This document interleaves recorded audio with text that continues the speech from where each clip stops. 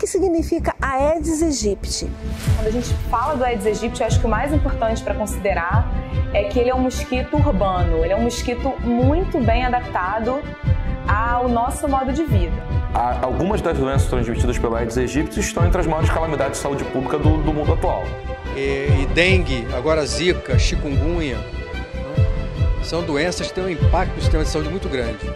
Eu acho que as pessoas não tinham ideia da gravidade do que a zika ia provocar. Transcende a saúde, é uma questão de cidadania, é uma questão de responsabilidade social, é uma questão de saneamento, é uma questão de comunicação. Para a população, eu acho que ela é um tormento. Chega o verão, é um tormento. Né? Para quem adoece em massa, adoece a vizinhança inteira, tem que ir para porcaria do posto de saúde lotado, ficar em corredor de hospital, caramba, é um drama. Então, há um descompromisso, digamos assim, dos sucessivos governos com a questão da saúde pública, culminando numa situação como a gente vive aí a cada verão. Né? Eu acho que houve uma mistura de negligência e de acomodação. A gente está vivendo uma conjunção muito grave.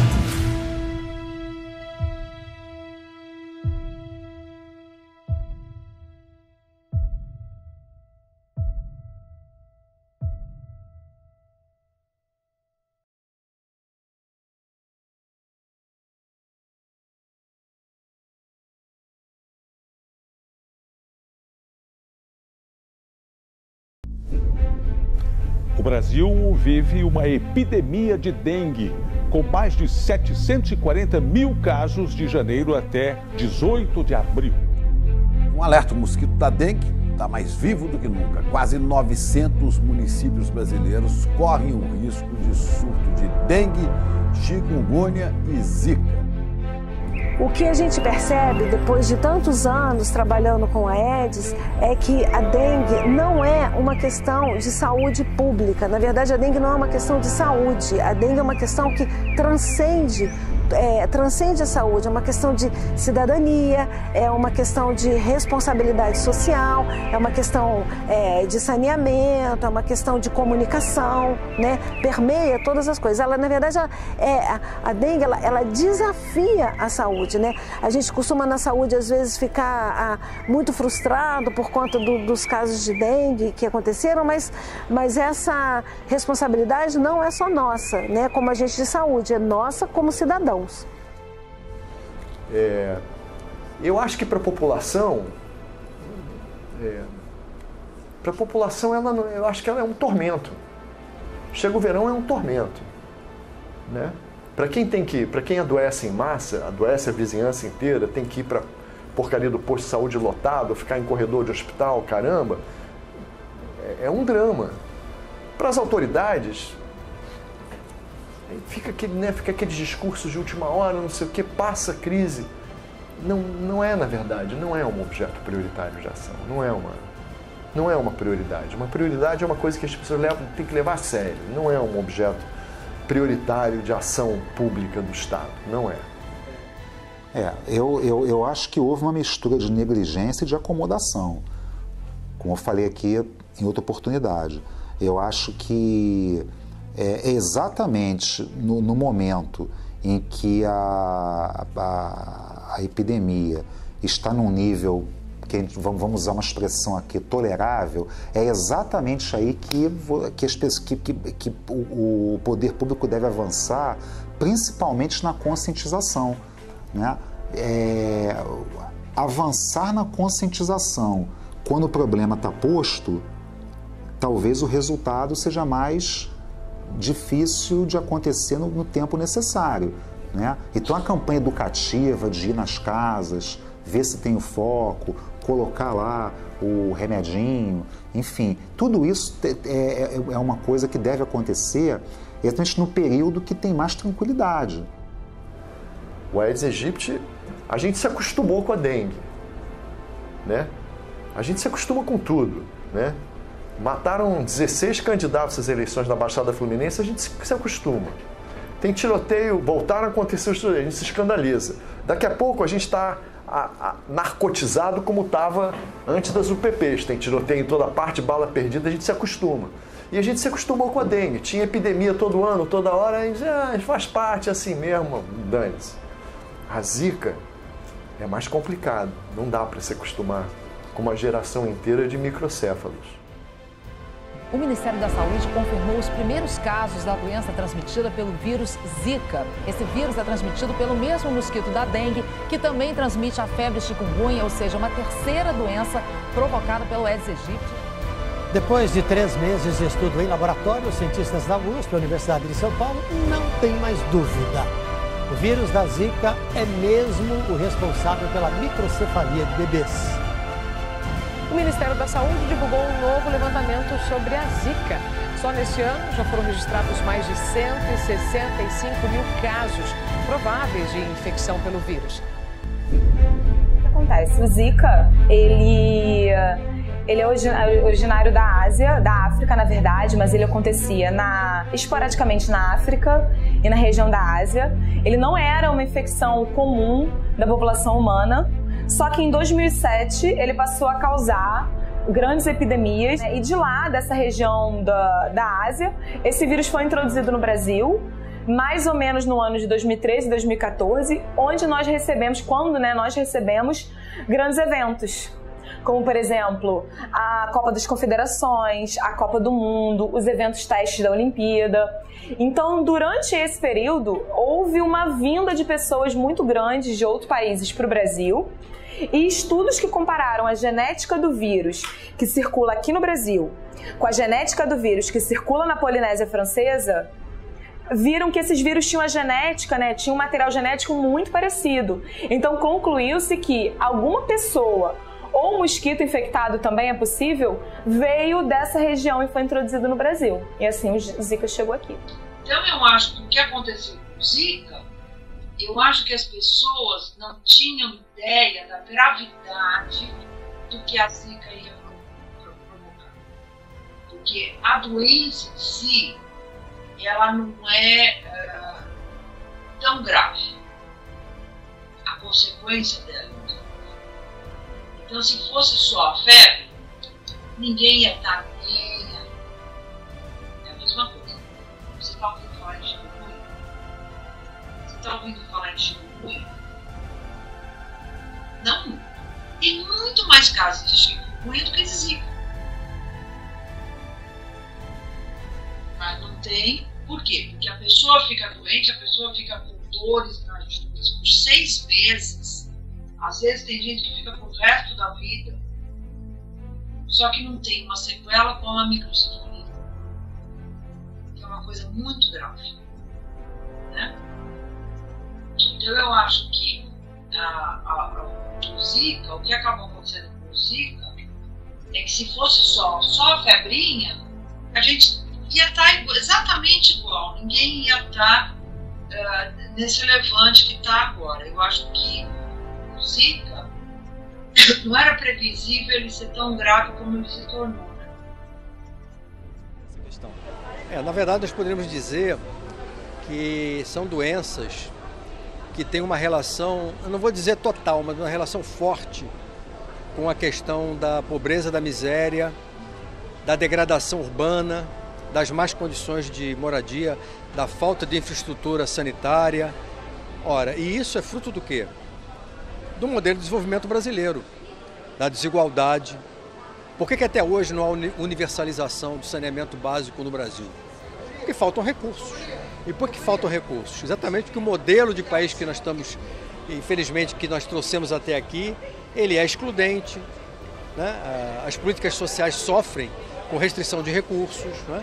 Nesse momento, por exemplo, essa ameaça da PEC 241, PEC 55, que vai retirar recursos da área social, pode agravar ainda mais essa situação. Então, não é questão de culpar ninguém, não é a população ou o governo, acho que é compreender que isso é uma construção política, é uma construção social que nos levou a essa situação. E que a população tem que desenvolver uma consciência crítica, uma consciência política, para que ela possa aperfeiçoar a democracia, né? Escolher melhor seus representantes e lutar de maneira organizada para que as políticas sociais, a política de saneamento, a política de educação, a política de saúde tenham prioridade no contexto das prioridades nacionais. Qual o caminho? Para onde vai o dinheiro? Para onde deve ir o dinheiro? Né? Ele deve ir para a erradicação do mosquito, ele deve ir para campanhas de conscientização da população, ele deve ir para pesquisas como essas, dos mosquitos transgênicos, da bactéria bobacha, ele deve ir para qual foi o outro? Saneamento básico, infraestrutura e tal. Para onde deve ir o dinheiro? Para os 4 lugares, assim. Você não vai colocar todos os ovos numa mesma cesta, assim. Você tem que priorizar as 4 coisas. Você tem que combater os mosquitos que já nasceram e estão por aí picando as pessoas. Você tem que investir em conscientizar a população para que ela não crie reservatórios na sua residência. Você tem que investir cada vez mais em saneamento básico e, paralelamente, nessas pesquisas capazes de difundir pelo meio ambiente mosquitos, né, que impossibilitem a transmissão de doenças, né, que esterilizem outros mosquitos. Então, são 4 caminhos que o governo tem que dar um jeito de priorizar no campo da saúde pública, sem esquecer nenhum deles, na minha opinião, sem esquecer nenhum deles, né? Combater o mosquito, né? A erradicação não é possível, mas ela tem que ser o norte. Você tem que ter lá como meta. Não, vou eliminar, vou erradicar, mas você não vai conseguir. Não. Você tem que ter isso como meta para poder eliminar a maior quantidade possível de mosquitos. Eu acho que a redução da transmissão de vírus pelo Aedes aegypti, ela passa por vários cenários, né? Um cenário é você melhorar a condição da população de maneira geral.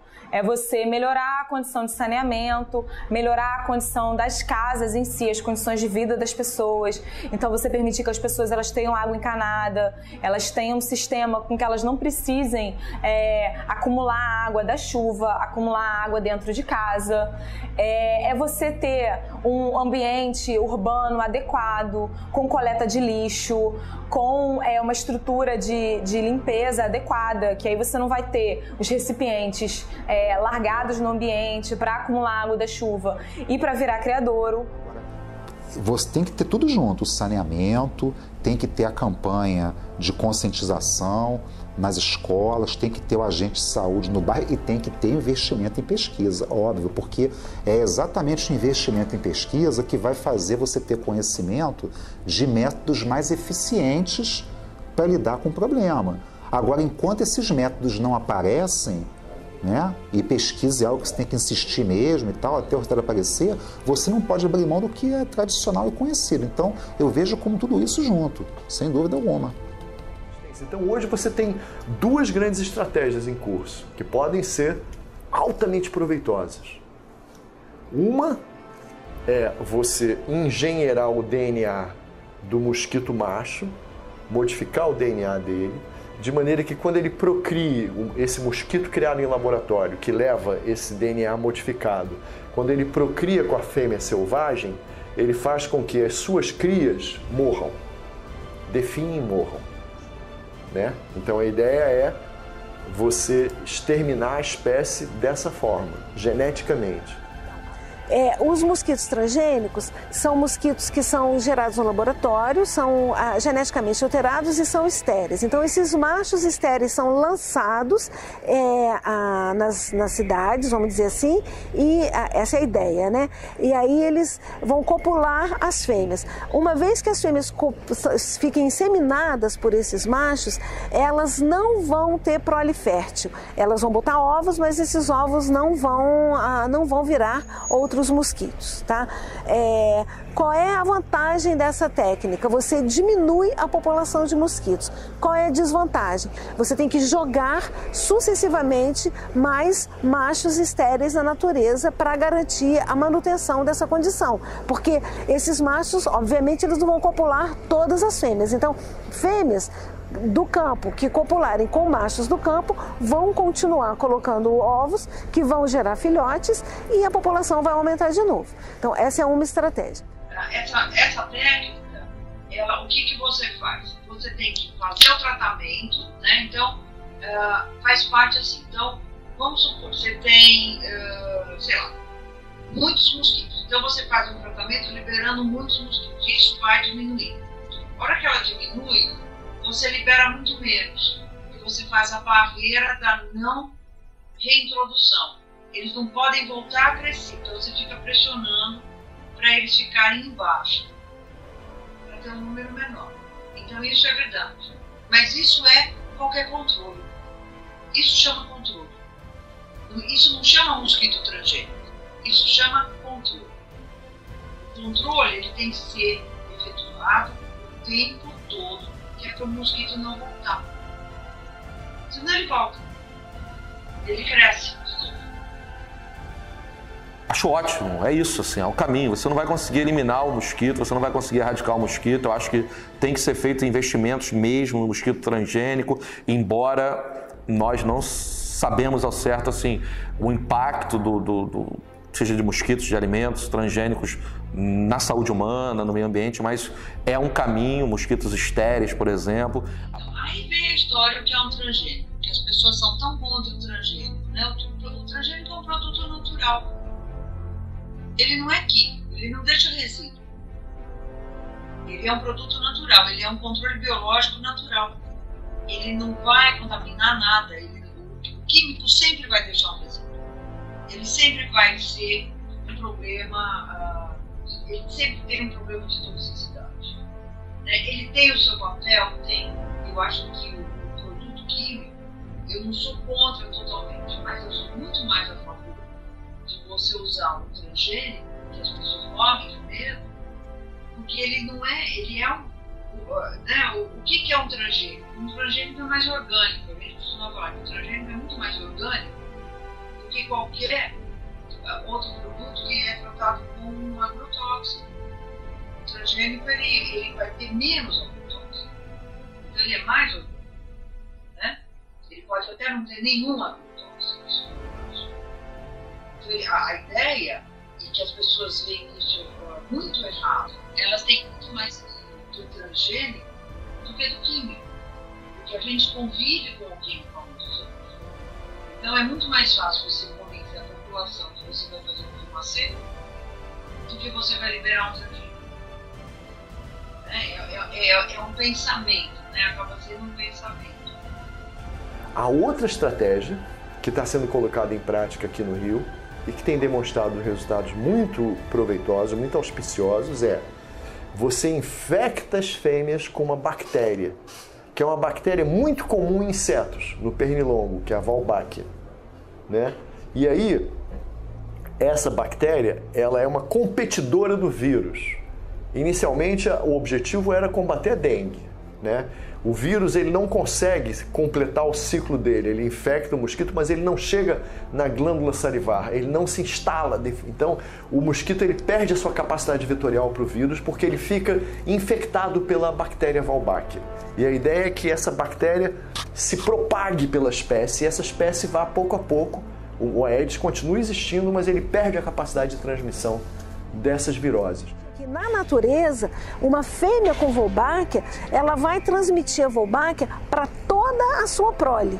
E uma fêmea sem Wolbachia, ela só consegue ter filhotes se ela cruzar com um macho que também não tem a Wolbachia. Então, ao longo das gerações, uma fêmea que tem Wolbachia, ela está em vantagem em relação à fêmea que não tem, porque ela transmite, ela gera mais filhos do que a fêmea sem Wolbachia. Então, com isso, a ideia é que na natureza, a fêmea com Wolbachia vai substituir a população natural que não tem Wolbachia. Então, a gente vai continuar tendo mosquito, só que esse mosquito não vai mais transmitir dengue. É o que a gente chama de uma estratégia altruísta.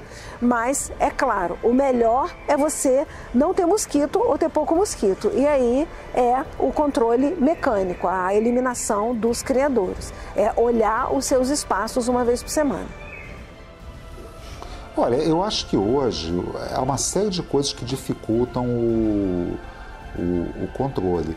É evidente que as cidades cresceram muito, cresceram de forma desordenada, principalmente sem saneamento, né? Então, eu acho que esse crescimento desordenado não foi acompanhado de uma intervenção do poder público na criação de políticas e de equipamentos que dificultassem a proliferação desse tipo de doença, né?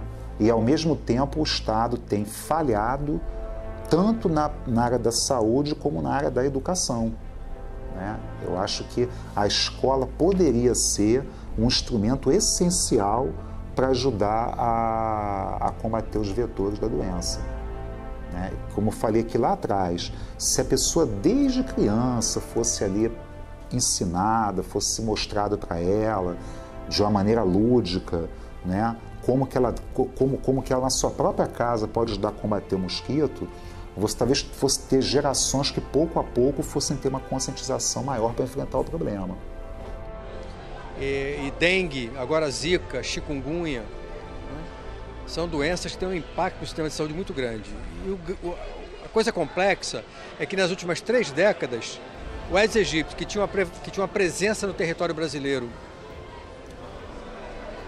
razoavelmente disseminada, agora está totalmente disseminada. Praticamente todos os municípios você tem a presença do vetor, né?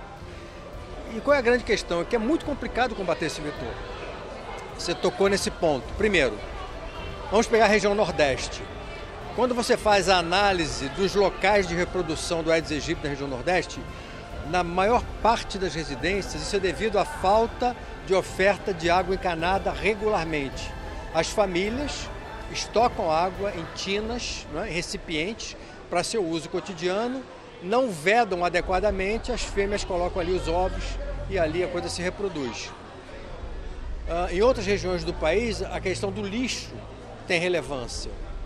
Então você veja que qualquer política eficaz de combate ao vetor, ela tem que estar intimamente ligada a uma política de saneamento ambiental, de urbanização, de coleta e destinação do lixo urbano, de oferta regular de água, de canalização de rios.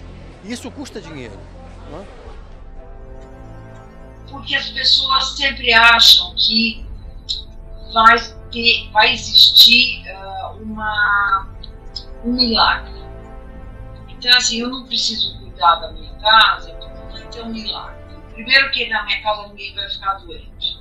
A outra é culpa do governo porque é muito fácil, né? Então é culpa do governo porque eu não tenho água, eu não tenho distribuição de água. Então, como eu não tenho distribuição de água, eu mantenho o criador.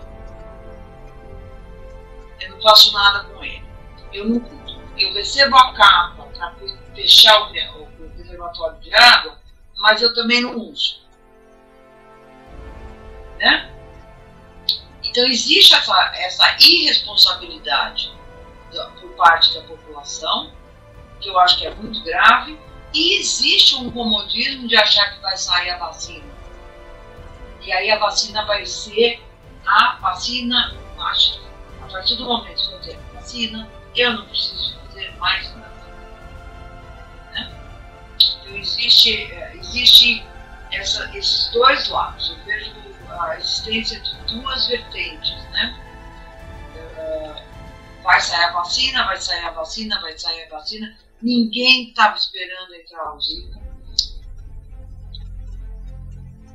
Sendo que a gente estava dizendo para o governo, vai entrar chikungunya, vai entrar chikungunya, vai entrar. Chikungunya era previsível entrar. Era uma questão de ano. Que ano que vai entrar? Eu não sou contra a vacina, tá? Mas o que acaba acontecendo? Se você tem uma Aedes que transmite 120 vírus, não é melhor a gente combater o mosquito? Mas tem várias outras coisas que fazem afrouxar, entendeu? O Temer faz afrouxar, a crise econômica, a falência do Estado faz afrouxar, a ignorância faz afrouxar, o individualismo faz afrouxar, entendeu? A debilidade dos órgãos de saúde, que são os protagonistas desse projeto maravilhoso, que hoje está extremamente fragilizado, vulnerável, que é o SUS, faz afrouxar. E por outro lado, é uma arma que você tem, é mais uma arma. Quer dizer, o Brasil ele desenvolveu uma competências que mundialmente são notáveis em termos de campanhas de vacinação. Não são muitos países que conseguem fazer o que o Brasil passou a conseguir a fazer, que é um dia nacional de vacinação e você arregimentar a gente no país inteiro entendeu? Para se vacinar. E quando começaram, quer dizer, os governos militares começaram a colocar em prática essas políticas de imunização em massa, e os sanitaristas que eram mais sensíveis a políticas sociais criticavam muito, dizendo, não, tá vendo? Isso aí vai levar a uma desativação das políticas sociais, mas acaba que uma coisa fortalece a outra. Porque quando você cria consciência, entendeu, de levar o seu filho para vacinar, você cria postos de saúde com o pessoal, entendeu, preparado para aplicar a vacina, você está criando estruturas que são propícias para outras ações sanitárias, inclusive para os trabalhos de educação em saúde. Então, acho que a vacina não é incompatível não é incompatível com as ações verticais de combate ao vetor, que pressupõem educação e mobilização, etc. Então, eu acho que a gente tem que unir esforços. A comunidade científica está se esforçando para ajudar a disseminar essa informação. O governo precisa, claro, fazer a sua parte em ajudar na educação das pessoas, na conscientização e na melhoria das condições de vida, que passam por saneamento básico, por coleta de lixo e educação também. E a população precisa também fazer a sua parte, não deixar a responsabilidade para o governo em vir na sua casa realizar a limpeza do quintal, que, poxa, é responsabilidade de cada um. Então eu acho que só vai dar certo com todos esses grupos agindo juntos. Se a gente não cuida do espaço, se a gente deixa cria as condições para que a água se acumule, é claro que o Aedes aegypti ele vai se colocar lá. Então, isso tem pelo menos dois componentes, né? O público e o privado. Então, na esfera pública é importante o saneamento adequado, a coleta adequada de lixo, um fornecimento regular de água para que as pessoas não sejam obrigadas a ficar guardando, estocando água em casa, né? Porque o Aedes gosta de água limpa e parada. Mas no domínio privado é importante também que cada um faça a sua parte olhando, né, os seus criadouros potenciais. E eu diria até um pouco mais, assim, fazer a sua parte olhando o seu criadouro doméstico e olhando um pouco mais, olhando o entorno, olhando aqueles espaços que às vezes não são públicos, não chegam. Aí não são mais privados, mas não chegam a ser públicos, né? Os espaços ou no seu condomínio ou no seu prédio. No auge dessas epidemias que nós vivemos aí há alguns anos, de uns anos para cá, de quem é a responsabilidade? Da população ou do governo? Do governo, certamente, né? Porque é o governo que reduz os investimentos na área da saúde pública, é o governo que não investe o que deveria em pesquisas pesquisas inovadoras de combate ao Aedes aegypti, às doenças transmitidas por ele. É o governo que não investe em saneamento básico, numa infraestrutura de saúde, que relega os bairros mais pobres das grandes cidades a condições paupérrimas e precárias de saneamento. Então a culpa é do governo. E mais, assim, uma coisa que eu sempre enfatizo também nas entrevistas, assim, o governo tem culpa em tudo isso e tem uma culpa maior, que é colocar nos ombros da população uma responsabilidade que ela não tem, né? O vaso de planta, ele é importante para o mosquito Aedes aegypti se desenvolver, que você tem lá na tua casa, ele é importante.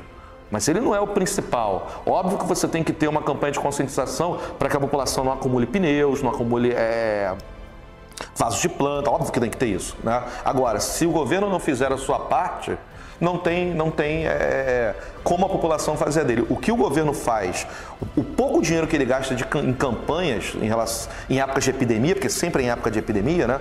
O pouco dinheiro que ele gasta em campanha não são campanhas para conscientizar, são campanhas para responsabilizar a população e tirar a sua responsabilidade sobre aquilo, né?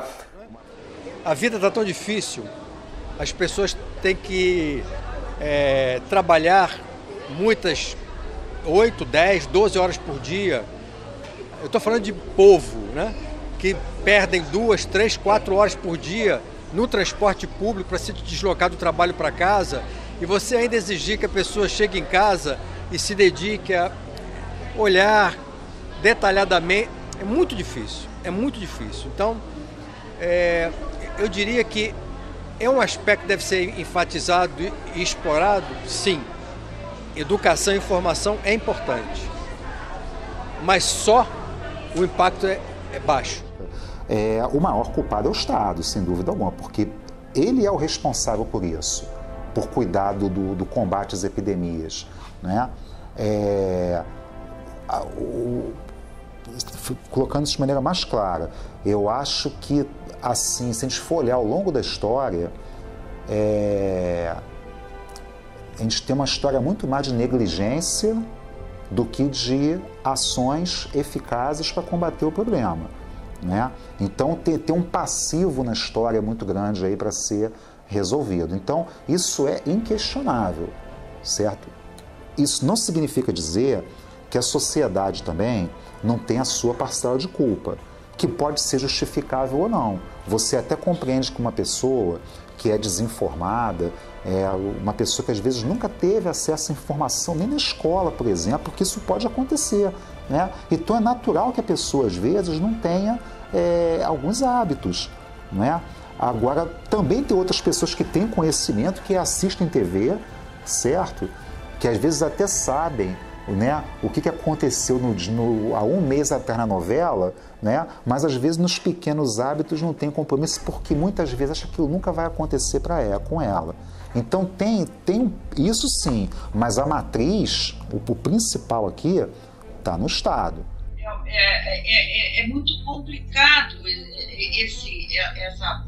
essa visão do que é a responsabilidade individual.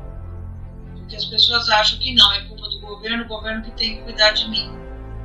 E fica muito apático, né? Então você não vê uma reação muito boa. Você vê, por exemplo, a gente indo nas casas, agentes de saúde que vão nas casas das pessoas. Então, assim, é tirar o prato da planta do vaso. As pessoas não querem tirar o prato. Então, o que eles fazem? A outra alternativa foi, então vamos furar o prato. Na semana seguinte você chega e está com Durepox no fogo. Então existe uma resistência muito grande da população em cima das medidas de controle. E aí o que a gente acaba fazendo? A gente acaba tentando superar isso com outros tipos de tecnologia. Então imagina agora. Então, seria muito fácil tirar o prato da planta? Muito fácil. Só que é mais fácil você liberar mosquito transgênico do que você tirar o prato da planta. É uma questão, ilógica. É uma coisa ilógica. Mas é um reflexo do que acaba acontecendo.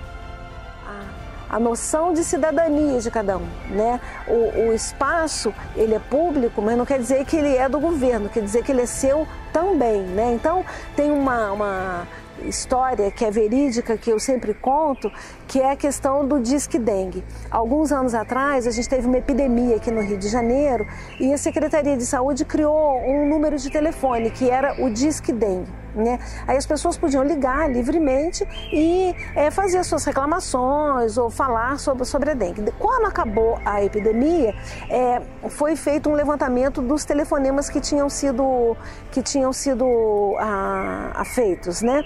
E aí o que se viu é que dos 5.000 telefonemas, a metade dos telefonemas para o Disque Dengue tinham sido dos próprios moradores ligando e reclamando que o agente de saúde não tinha ido lá limpar o seu quintal, né? Então, assim, é muito fácil a gente desviar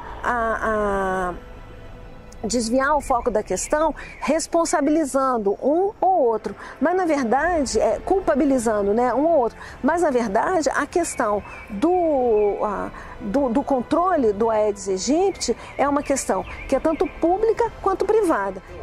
Você não enfrenta uma questão de saúde pública, como é o Aedes aegypti, se você não trabalha política habitacional, não trabalha política de saneamento, não trabalha o Ministério da Saúde, não trabalha o Ministério da Educação mobilizando as escolas, as secretarias estaduais.